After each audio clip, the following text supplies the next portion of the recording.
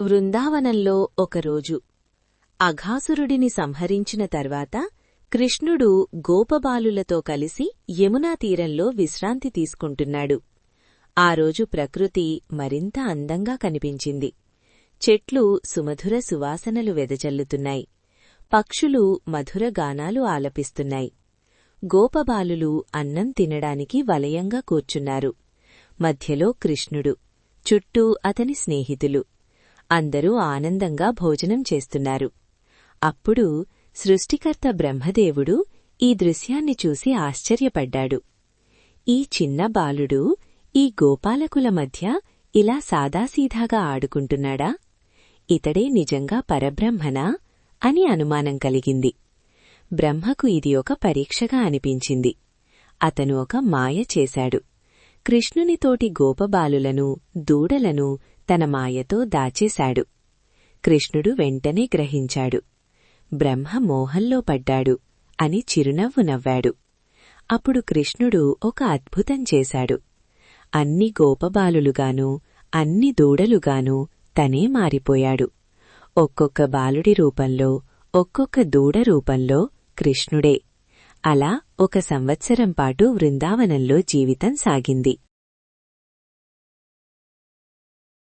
ఆ సంవత్సరంలో గోపికల ప్రేమ, తల్లుల ప్రేమ, ఆవుల ప్రేమ ఇప్పటివరకు కంటే మరింత పెరిగింది. ఎందుకంటే వాళ్లు ప్రేమించినవారు అసలు కృష్ణుడే. 1 సంవత్సరం తర్వాత బ్రహ్మ తిరిగి వచ్చాడు.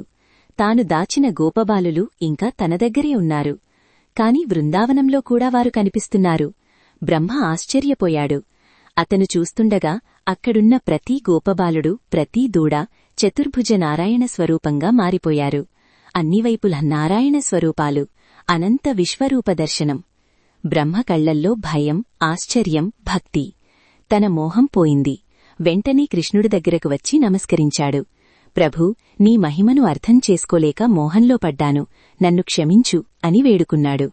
కృష్ణుడు చిరునవ్వుతో బ్రహ్మను లేపాడు. బ్రహ్మ, ఇది నా లీల. నీ మోహం తొలగి జ్ఞానం కలగడానికి ఇదే మార్గం. బ్రహ్మ ఆనంద భాష్పాలతో కృష్ణుణ్ణి స్తుతించాడు. ఈ లీలా మనకు చెప్పేదేమిటంటే, దేవతలకే మోహం కలగొచ్చు, కాని భగవంతుని లీలను గ్రహించిన వారికి జ్ఞానం లభిస్తుంది. కృష్ణుడు పరబ్రహ్మ, అన్ని రూపాల్లో ఆయనే ఉన్నాడు. ఇది బ్రహ్మ మోహన విమోచన లీల. జై శ్రీకృష్ణ. భక్తులారా, ఈరోజు మనం చూసింది బ్రహ్మమోహన విమోచన లీల. సృష్టికర్త అయిన బ్రహ్మకి మోహం కలిగించే అంత అద్భుతమైన కృష్ణుని మహిమను మనం దర్శించాము.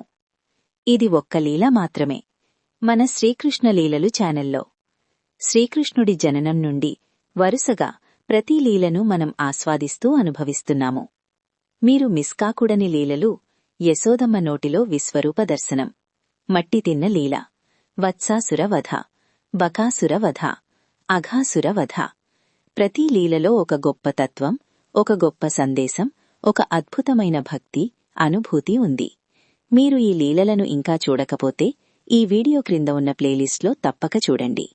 శ్రీకృష్ణుడి బాలలీలలు కేవలం కథలు కావు, మన జీవితానికి మార్గదర్శకాలు. హరే కృష్ణ, హరే కృష్ణ, కృష్ణ కృష్ణ, హరే హరే.